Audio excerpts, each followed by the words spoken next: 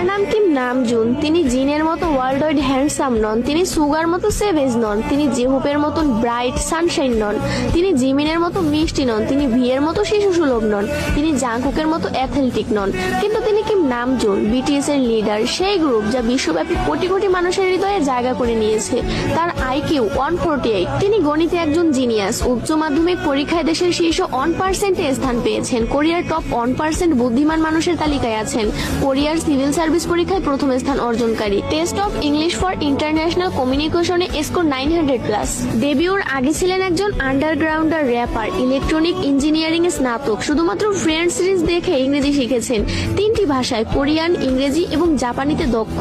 গ্রামি রেকর্ডিং একাডেমির সদস্য, ইউনিসেফ অ্যাম্বাসাডর, জাতিসংঘে বক্তৃতা দিয়েছেন, Samsung ambassador, big hit share holder, কোরিয়ার সাংস্কৃতিক সম্মাননা পদকপ্রাপ্ত, কোরিয়ান মিউজিক কপিরাইট অ্যাসোসিয়েশনের সদস্য যার 160টি ক্রেডিট আছে।